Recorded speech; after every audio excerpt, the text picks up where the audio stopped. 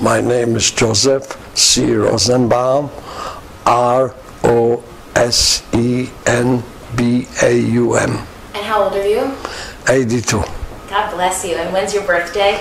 My birthday is in October. October 30th, 1922. I will be 83. Mazel tov. Thank you. That's great. Thank you. My wife wants me to live till 100, so Me too. we'll see. How about 120? That would be good. 120 is a little too long, but 100 in good health is long enough. That is right. And where were you born? Radom, Poland. R-A-D-O-M. Tell me about your parents. What were their names? I don't know, in Polish or in English? That's great. In Polish, they were Icek, I-C-E-K, and my mother was Sarah, or Sura. And did you have brothers and sisters? Yeah, I had 3 brothers besides me, and 2 sisters. We only 2 brothers and myself, we were saved after the war. So how old were you when you started to realize things in Europe were starting to change? That things... Oh, that was in the middle 30s, in the probably 33, 35, it started to be very bad. The Polish right group, you know, they didn't want the Jews over there, they didn't want the stores to be open. We had the Jews had beautiful stores on the main street in Dublin and all over. And they were doing all different things, but it was not like the Germans. They were boycotting the Jewish stores. They were not too friendly with the Jews. I went myself to a school, first to Cheder. I started about 5 years old. And then when I was 7, I went to a public school. And I was very, very few Jewish, just Polish guys. And they were always fighting with us. And the teacher just looks up. The teacher didn't react, nothing. So after a year being in the public school, my father enrolled me in a private Jewish school. There was a beautiful school, all Jewish teachers, and just a small amount of students, only about maybe 15, 20 students in a room, in a class. So we were quite well done. It was a beautiful school. I learned a lot of things, all the time something new. And then from the school, I went to high school, also a Jewish gymnasium, where we stayed the same way. We learned Polish, Hebrew, Greek, Latin, and that in the higher classes in high school, you know. And it was okay. But then came September 1st, 1939, when the Germans assaulted the Polish ground. They came in at the middle of the night.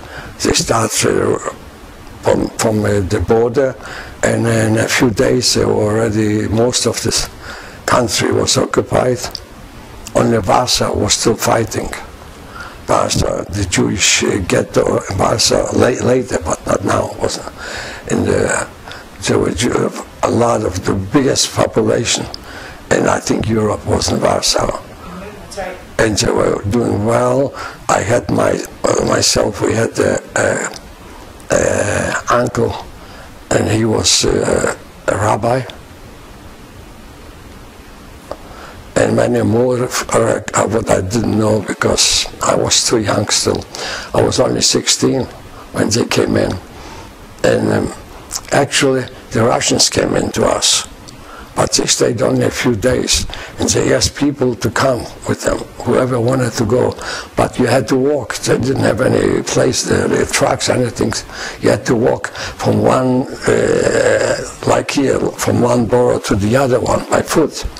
My mother and my father, they wouldn't be able to do that, but we could have gone, but we didn't want to leave our parents alone there. So we all stayed, my 3 brothers, myself, and my parents. We stayed, for a while we stayed in the same apartment where we lived, in a Polish section. But then they cleaned up all the Jewish apartments. They told them to all the Jewish people to move out from the apartments. Then we had to move to a strictly Jewish section, Lubatowska Street, in Lublin. That was in Lublin already.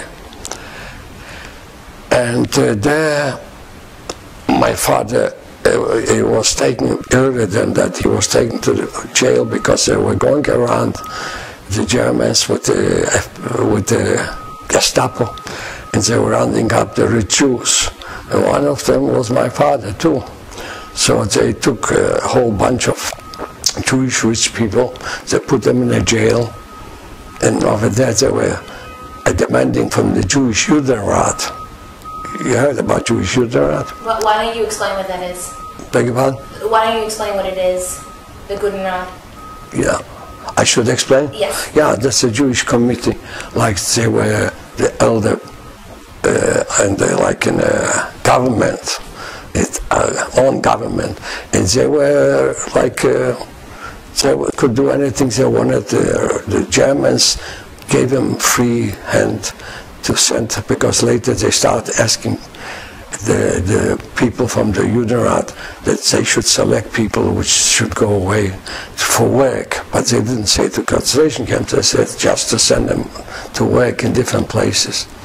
And it was a tough job for them, because they didn't want to do it. Some of them committed suicide, some did it. We even had one Jewish man, unfortunately, who was working for the Germans. He was pointing out where the people have the money, who is rich and who is not.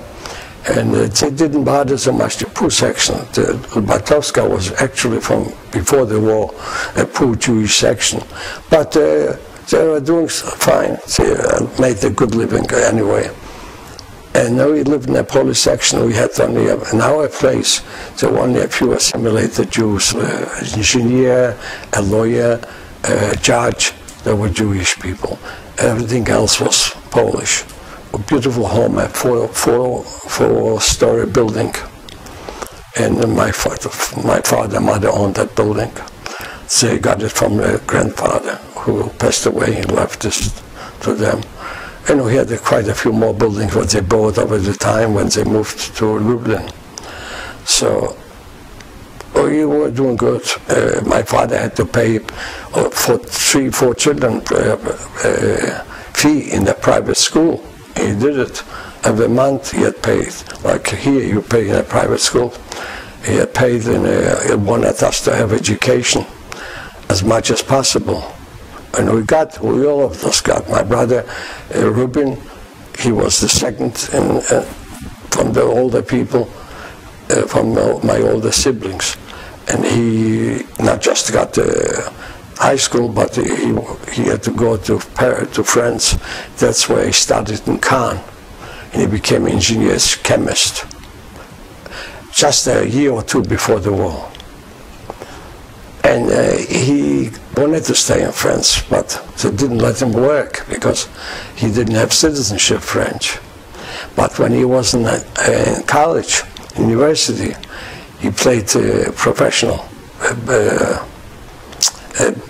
baseball, they call it cricket in Europe, you know. Mm-hmm. Baseball, not baseball, I forgot. Soccer? Football? Just with the foot. Yeah, soccer. That's right. That's what. And he was very good in that. But then on the end of the studies, he hurt his leg, so he couldn't do much. And he wanted to get a job in his profession, and couldn't. He had no right to work. So he decided to come back to us. He was missing us anyway. He was still single. And so he came back to us just maybe 2 years before the war, came back to Poland, to our place, to Lublin. And just before the war, he married, and he had, by the time they were taken away, one child was 4 years old, a girl, beautiful girl. We called her Lala. Actually, her name was Leah, but she was like a doll. So Lala in Polish is a doll. And we had a little boy, 2 years old. His name was Kalman.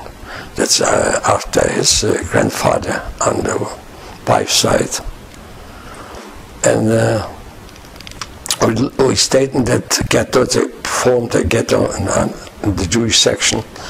And it's only let out us to work and come back at night. We were coming back. And rationing, on food was rationing. We got very little. My sister, Hanya, she was 2 years older than me. She was 18 when she started.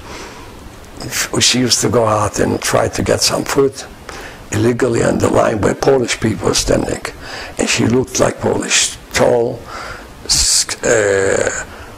and beautiful blonde hair. She didn't look Jewish at all. So she used to go there, and still the Polish people recognized her. And the Germans used to chase her out from there. Didn't let her stay. Only then came to that only my mother could go for some food. And she was gone a long time. Right in the morning, she would wake up and stay in the line to get some food.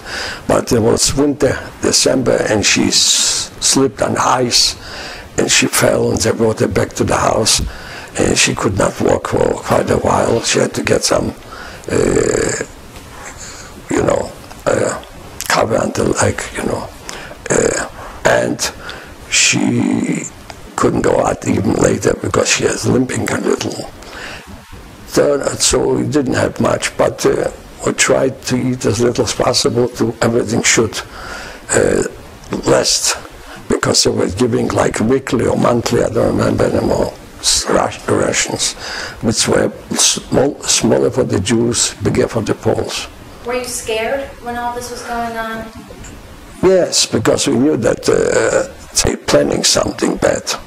From the first minute, they took my brother who is 4 years older than me, and my father on the street. They caught him and they made him wash the sidewalks. The sidewalks didn't need washing, but they made him anyway wash with a little piece of rag, nothing else. And my father at that time was in the 50s. He had to bend down and wash the sidewalks.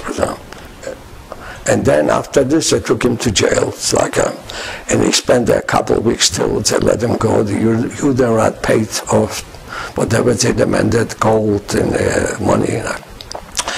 And he came back. He was already sick because he didn't eat.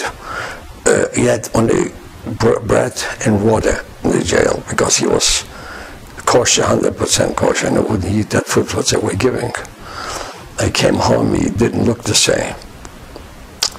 And he started being sick, and meanwhile we worked in a German place which delivered furniture for the German officers in the city. They live in the city, German officers, and other things what they need for their housekeeping.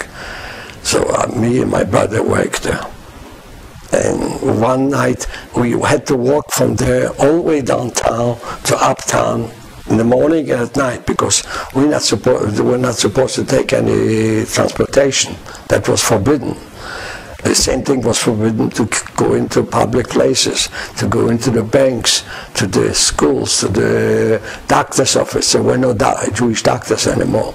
They were all in ghetto. So they were trying to help out a little, but they didn't have the things to work with.